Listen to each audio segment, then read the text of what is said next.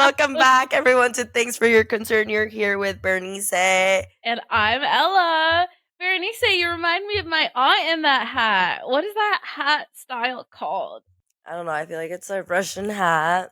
It's supposed to be like, I feel like, yeah, it was like a A big Russian fur hat. hat. Listen, it is scary, scary cold here, okay? Is it? Yeah, and I have the cough of I don't know. The circumstances are bad, okay? It's freezing.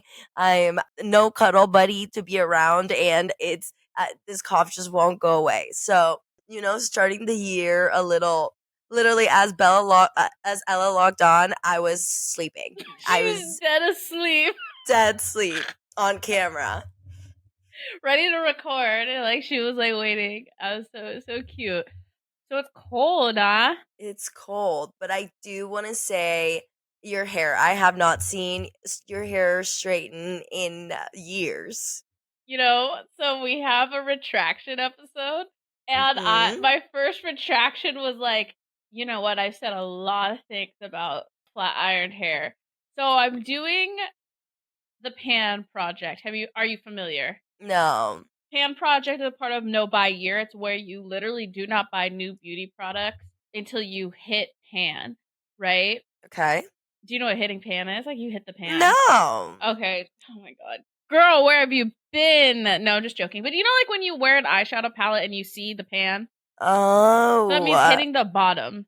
got it. I don't think we talk about fast fashion a lot, but we don't talk about like hyper consumerism when it comes to like beauty products a lot. So this is kind of a way to say like reduce by not buying new things until you're out of other things.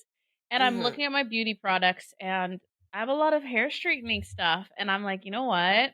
Why don't we do it for funsies? Okay. And so yeah, it's fun. And I'm gonna be honest, I'm on natural silk press TikTok now, and I might be on the train for a little bit. We'll see how it goes. Wow. So I Okay. retract Well, everything I've said about flat iron hair until further notice. I am gonna need to see more once this episode is over. Yes. Wow. I just had a flash from the past. I mean, the hers, it's looking long. We have like, it's 20 inches of healthy hair. So that's fun. No bleach, no bullshit. So, log on to YouTube if you want to see it. Amazing.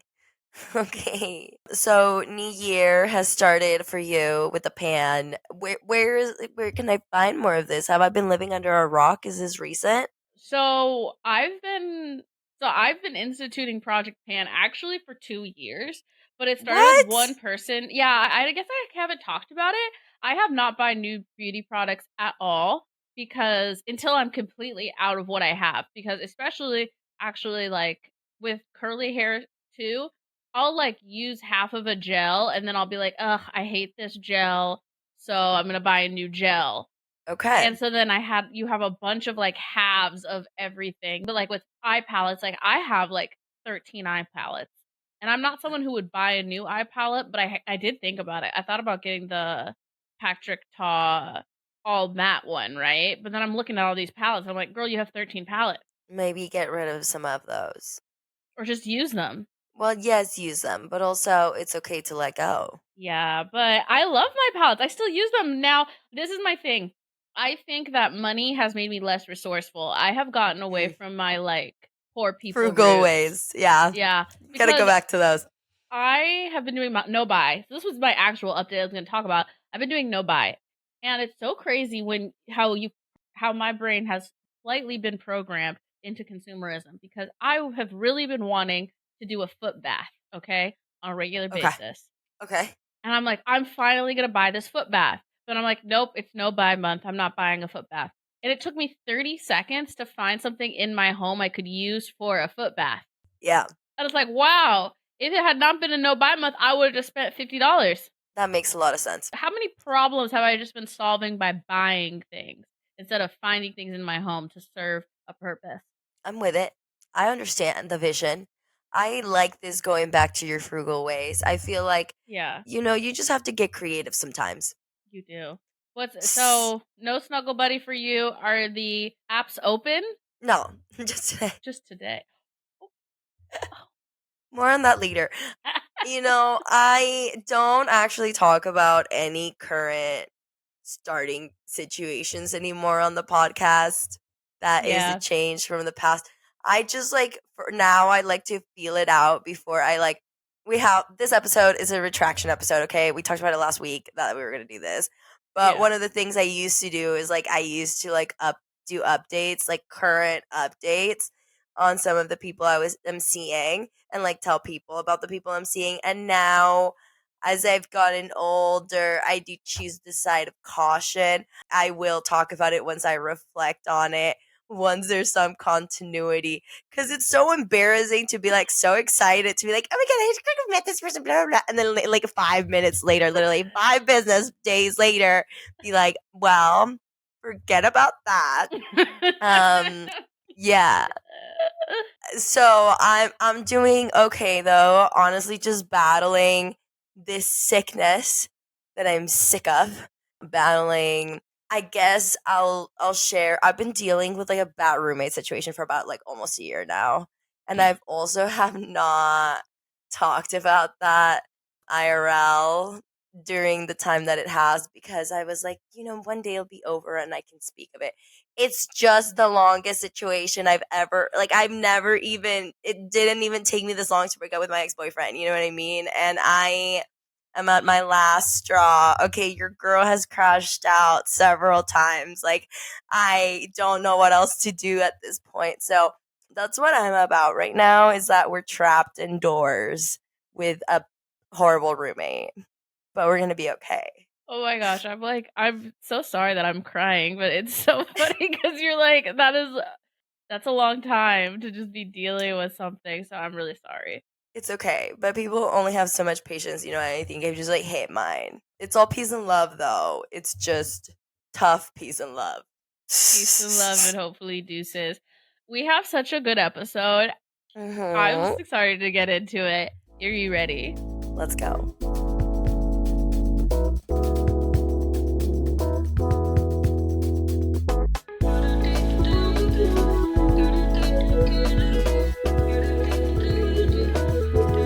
Thanks for your concern. Okay, you guys, we're gonna do retractions because we've had this podcast for 4.3 years, and we would like to retract some statements.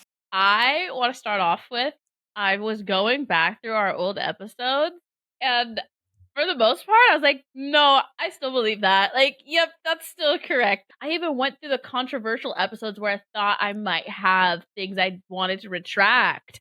Yeah, I went through some, and actually, the biggest theme that I noticed that between the years of 2022 and the start of 2023, I think I was manic, or I don't know, like what I was on. I don't know who that was. Like, she had so much energy and like so much to say, and I'm like, who is that girl? But context wise, I do feel like we've always been the same sort of person Yeah. and set in our beliefs. There are some things that maybe I can touch on where I have Oh, slight yeah. different opinion though. Yeah, I yeah, yeah. I'll start off. I want to retract some things I said about Blake Lively, okay? Because I Okay. still stand by that I believe she was the worst part about Gossip Girl, but I think that that's not a nuance. Ella has just like snuck in Gossip Girl in the past 4 or 5 I episodes. am you guys, I was obsessed then, I'm obsessed now. It is still so good, and I still hate Serena. I think she's one of the most insufferable characters in television or movies. She's right up there with like Bella Swan with me. Like I cannot fucking stand her. And I just want to say anything I've said about Blake Lively, I retract because I don't actually know her. The only reason I have been saying something is because she did make a statement that she is Serena like multiple times. She basically said that she's not acting. Her acting is just how she would handle different situations. And so that leads me to believe that she might be like Serena. So that's why I said those things. And I want to retract it because I don't want to be out here like she could very much well could still be a victim, and I would hate for anything bad to happen to her even though I did not like her in Gossip Girl. So I wanted to retract that. I feel that. I think I'm along those lines where I'm like I'm a girl's girl like full through. Sometimes I'll even be a girl's girl when, they don't deserve it. I take that back. There is a clause in my girl's girlhood that's reserved for women that put other women down and women that take your kindness for weakness and women who change up on you when a man enters the chat.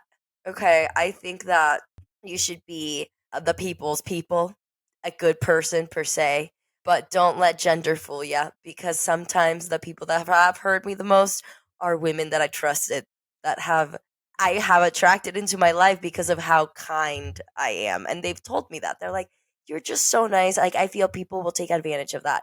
Yeah, bitch, you did try actually.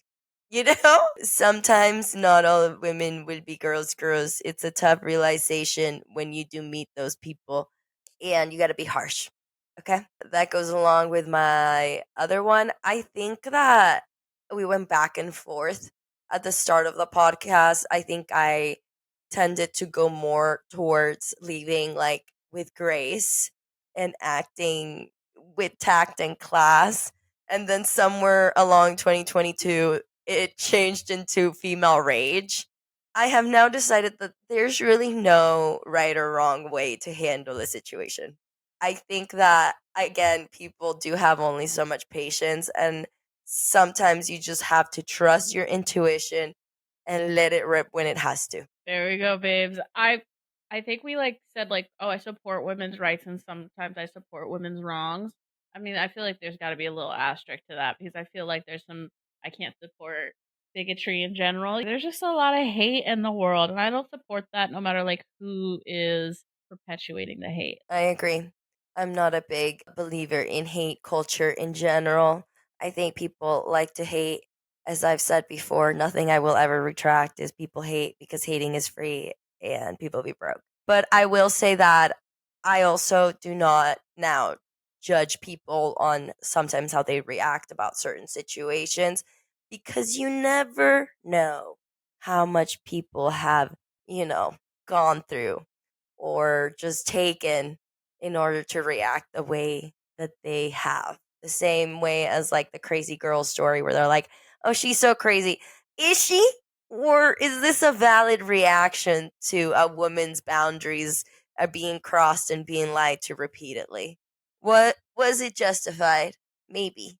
Maybe just a little. Yeah, I think I luckily learned that lesson young that there's probably a lot going on that isn't being said.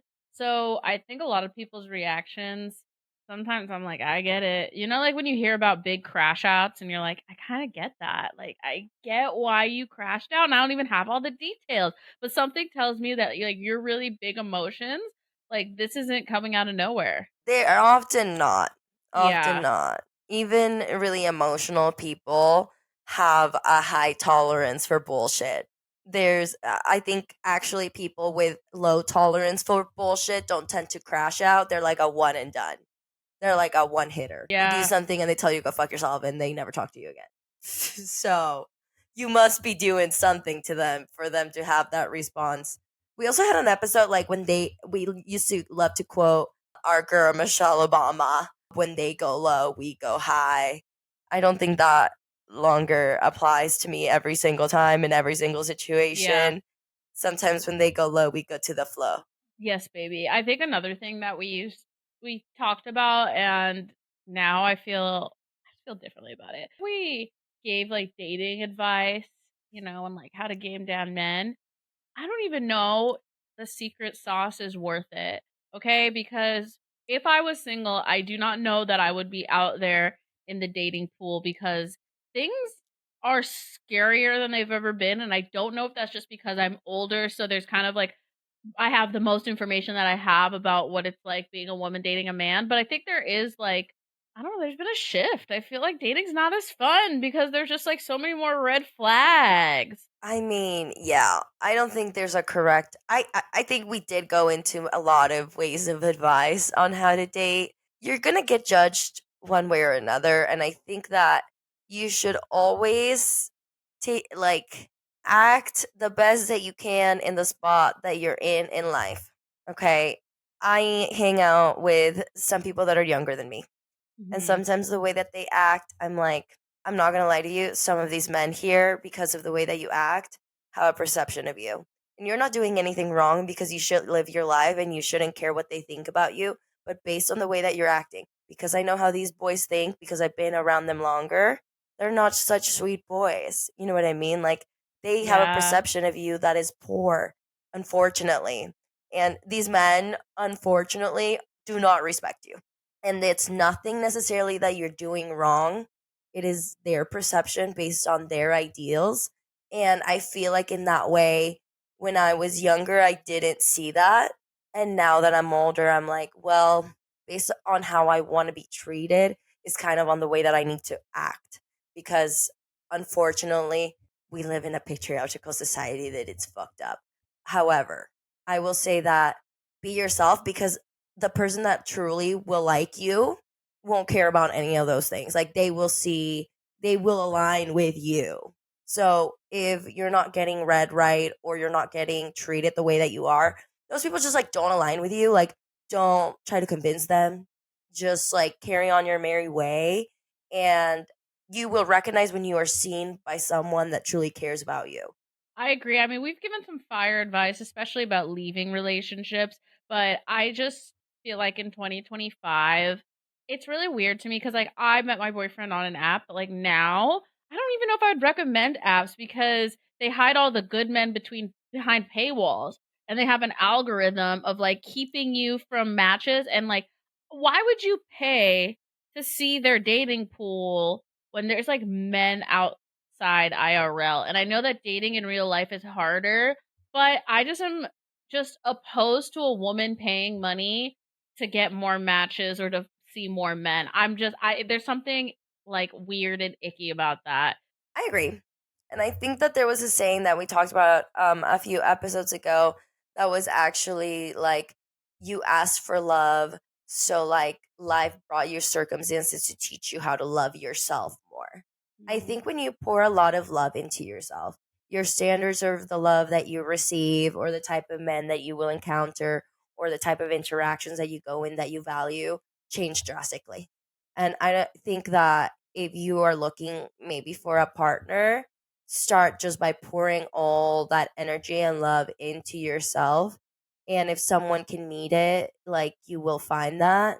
I don't think you need to be out there like searching high and tides. Like, Me we're not either. Dora the fucking Explorer, okay? Yeah. Like, for real. There, no, no. Most people on the apps honestly are looking for validation because we're sad, okay? And we're lonely. And there's nothing wrong with that. There's absolutely nothing wrong with that. Sometimes you just want a little high, a little hot or nah. I get it. But yeah, if you want something real, I don't think you need to be like putting a lot of effort into going through yay or nay. Also, because someone may be attractive, but may be the most horrible human being you will ever encounter in your existence. That's just what I mean is that, like, I mean, of course, like, I think we did a whole episode on giving tips on your dating profile, and, like, obviously those tips will get you good results. But now I'm like, nah, I just don't know if that should be our priority as women in 2025 is getting a man. I know that, like, a lot of people are like, "What, I want a family." And part of me wants to tell you, like, you can have a family without having settle it, like, searching high and low for a boyfriend. You know, you can have a family without that. And, like, maybe single motherhood isn't attractive because, like, obviously being a mother is really hard and single parenthood's really hard. Bitch, you could have a boyfriend, still end up in single parenthood. So having a boyfriend and a husband does not guarantee you having a co-parent. I don't even like the word decentering men. It's just like, dude, pour your time into yourself, like you said, and do all that. Yeah. And if you want a man that you feel like you're getting taken care of, it's probably not going to be the dude that like doesn't call you or like, is inconsistent. Like that's already the bad road. He's not going to change that, babes. Yeah, like He's there's not going to nothing you wake up one need. day and Yeah, like, there's nothing you need to do for the right man to be obsessed with you, right? Like you should just be able to live, and they will be obsessed or they won't. You know, like point blank. Period. It is what it is. Don't change. don't change. That is true. There is someone out there just admiring your weirdness. And that is beautiful. That's true love. Wait for that.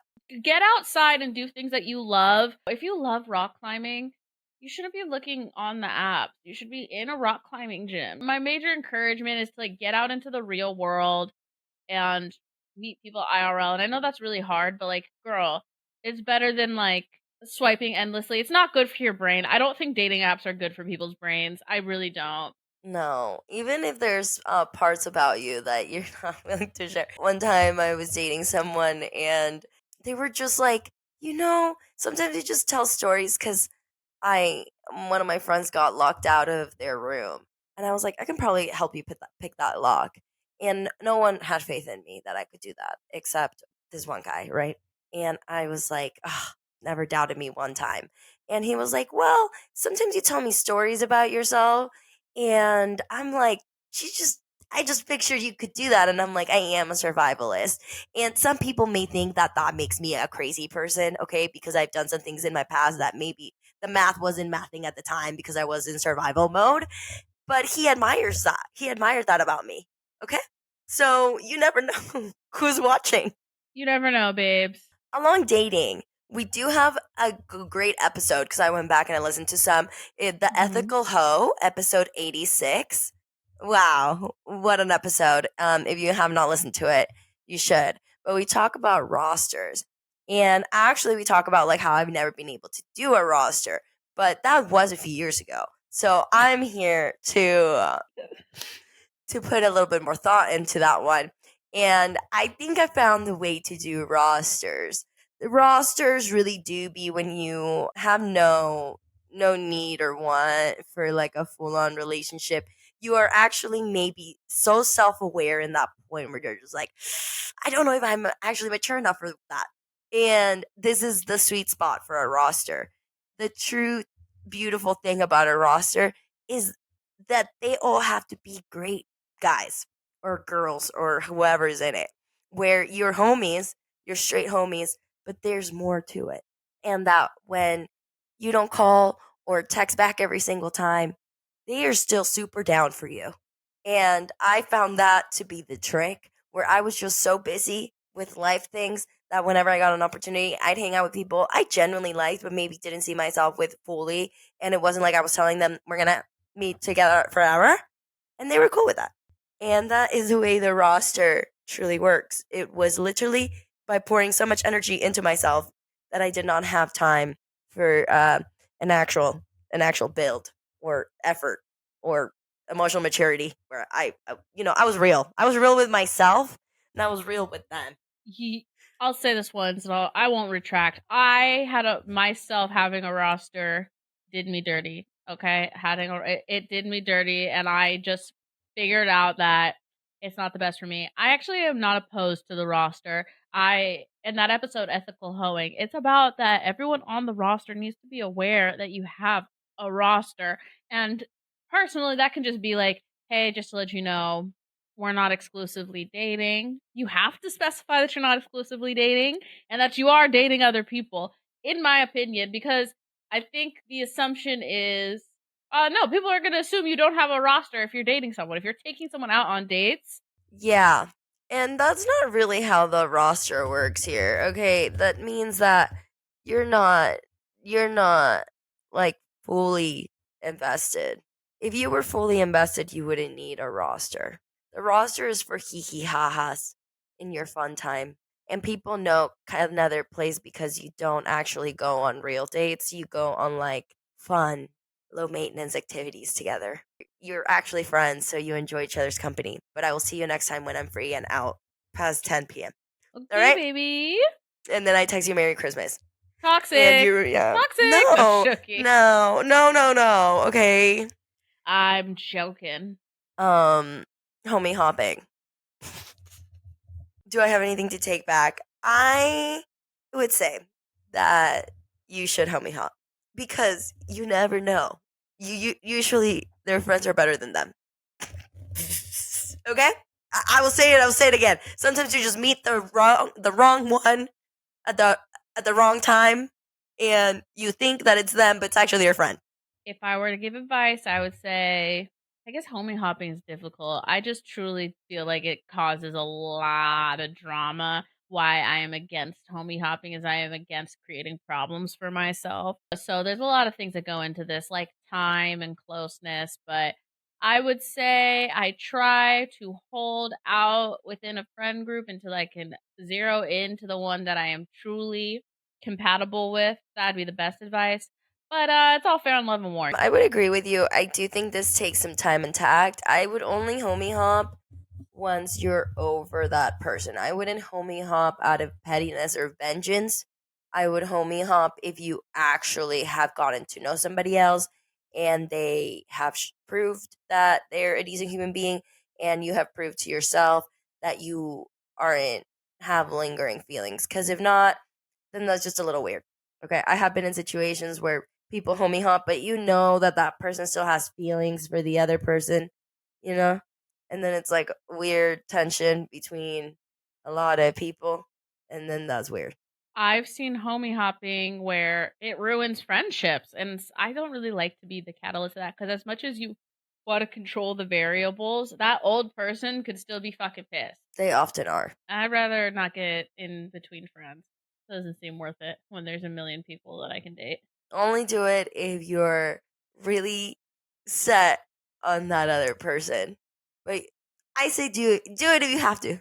All is fair in love and war. Also, a little more.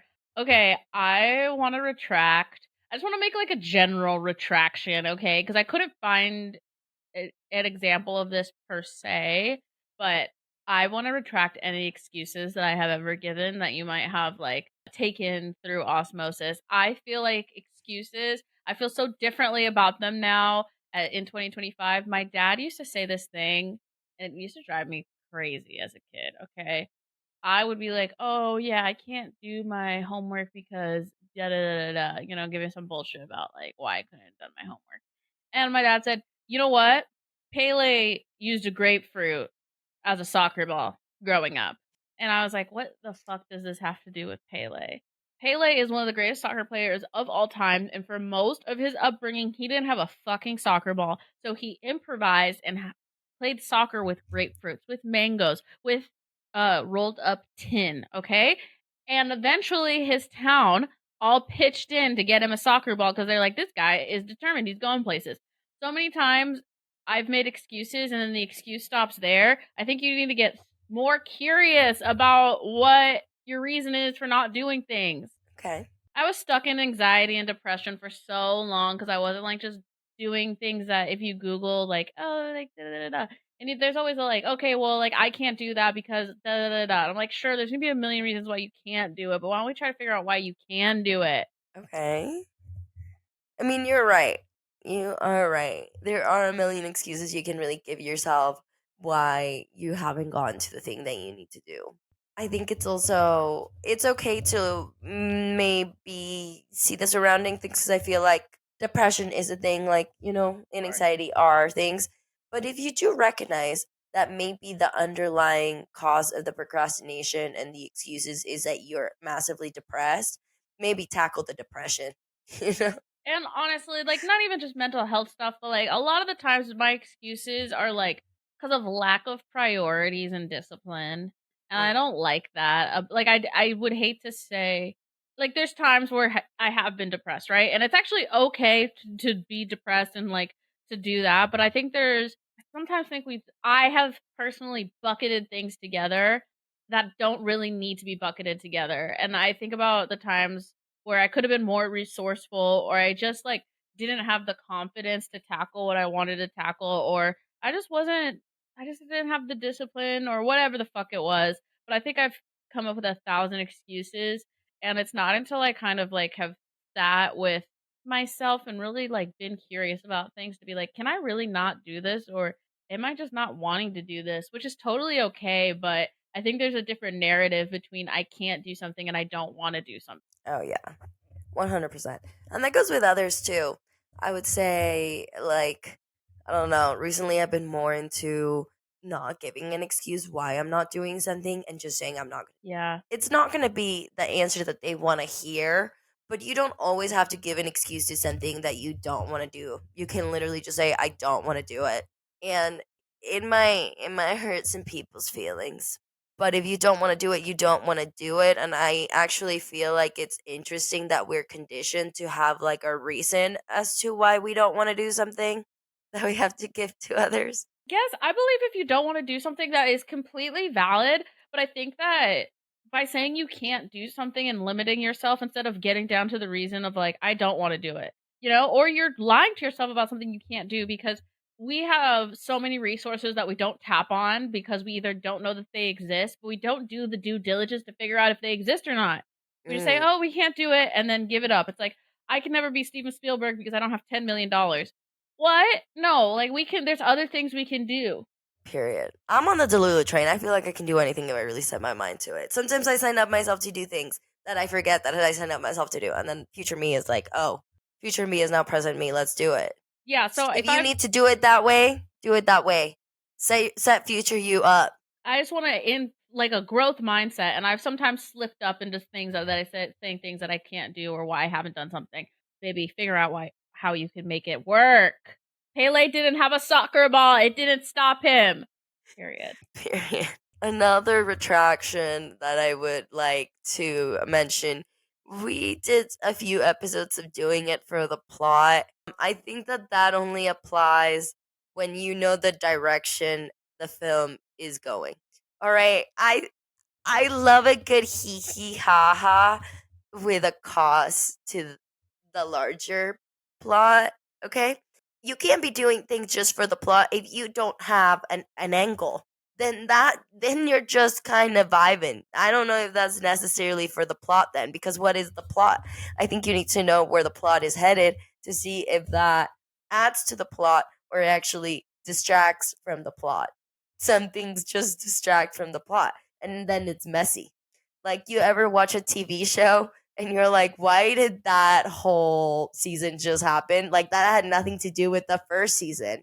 You know what I mean? And it's kind of like a shitty season because it was just so far off the rocker. Like, have you ever watched the 100 where, like, at first it was really great. And then at last, I'm like, how did we even get here? How did we even get mind switching? That's called jumping the shark. Exactly. Now, do we need to jump the shark or are we just doing it for the plot? If we're doing it for the plot, then Ooh. we know where it's headed, right? Okay, yes, we're getting somewhere. No, I fully agree what you're talking about. Doing it for the plot just to be messy. If it doesn't tie back in or push the plot forward, maybe skip it. Yeah. Yeah. Okay, I want to like do a retraction just to like cover my ass in the future. I retract everything I've said about plastic surgery. What have you said about plastic I don't surgery? know. Said I think I've said some things about how I believe it's like kind of evil that we have an industry that's based on making women feel like they need to change their physical appearance to feel more confident. And I do feel that way.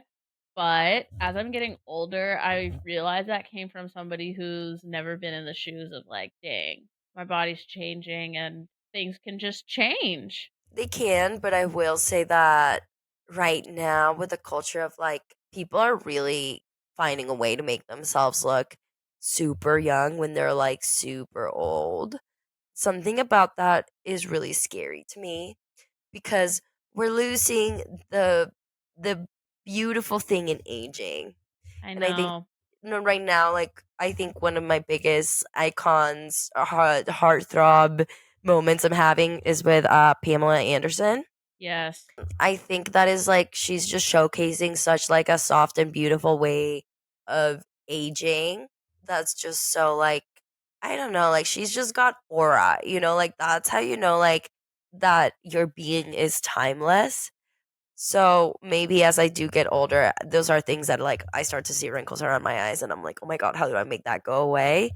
Maybe just like embrace that in what it is, which is your body is with you for the amount of time that you are on earth. So gravity will hit you at a certain point and maybe trying to find some beauty and poetry within aging, I love that. I think there's no wrong way to do it. I was like, I'd never get plastic surgery, but I don't know. I see a world where I might, honestly.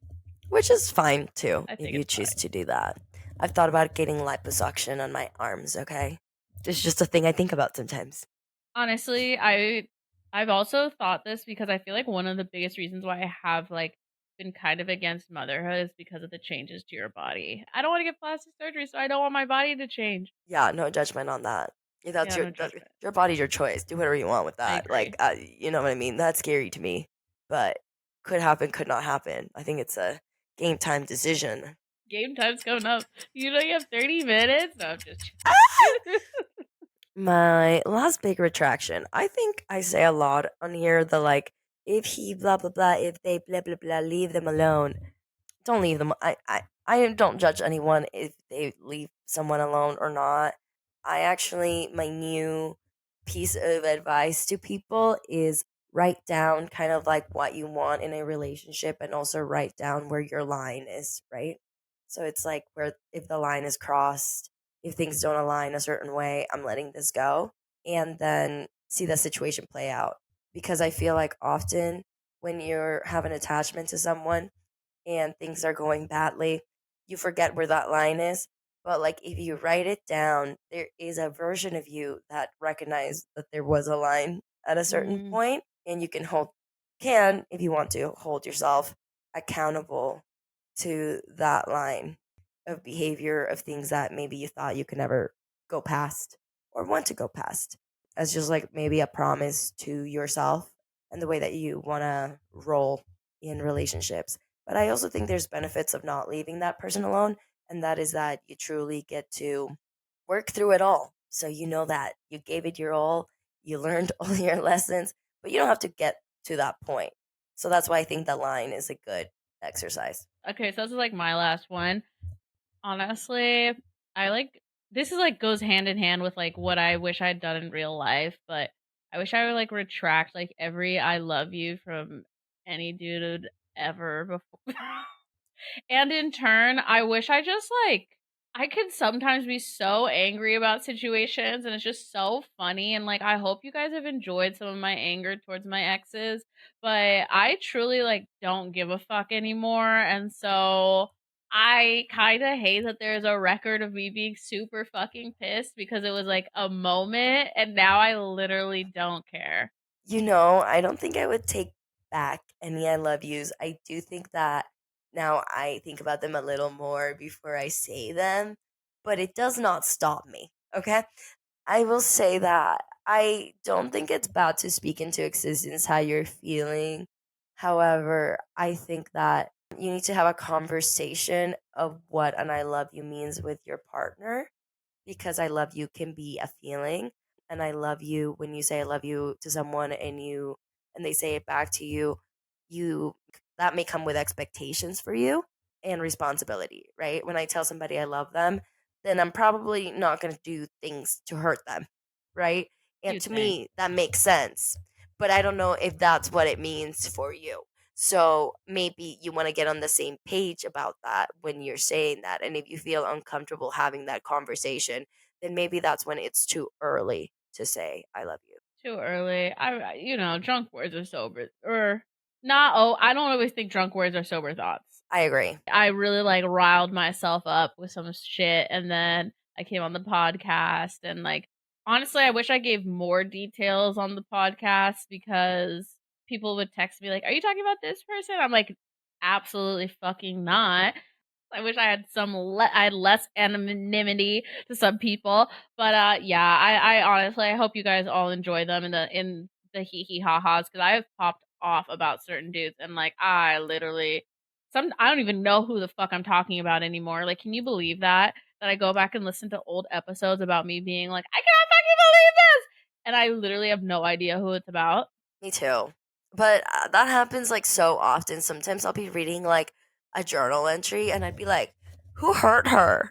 And I Right? have to like go back to pictures on my phone. Pictures, yeah, Uh dude. huh. Oh my god, Yeah. no, it's literally I had to go through pictures to be like, who the fuck was this about? And I was like fucking Sherlock Holmes trying to figure out what this the guy was talking about.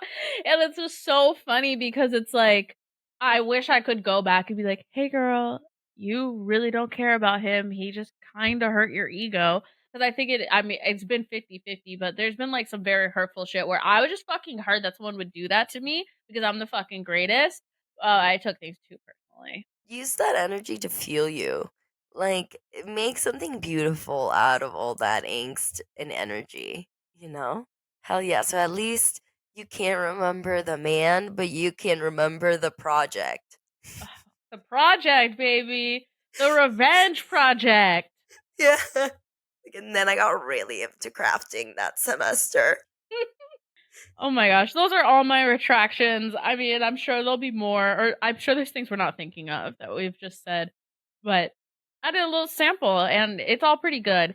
I think it's fair to change your mind over time about things, and I think it's fair to grow into different opinions and thoughts and prayers. But yeah, I feel like everybody has retractions. Sometimes we think we're in love and we're like, wow, that situation was crazy. I heard one in one of the episodes I was talking about dating a guy that was like a year or two younger than me, and I was like, because it's crazy because I've never done that. And then like I dated somebody 5 years younger than me a year later. And I'm like, ugh, sometimes we do some silly things when we don't know better. All right, you guys, that is the episode. Thank you for listening to our retractions. Please share this with a friend, rate and review this. It helps us out a lot. And you can also find us on social media. Thanks, number 4, your concern. And I'm at LL Tutor. I'm at Bernice Ideas. We love you. Bye.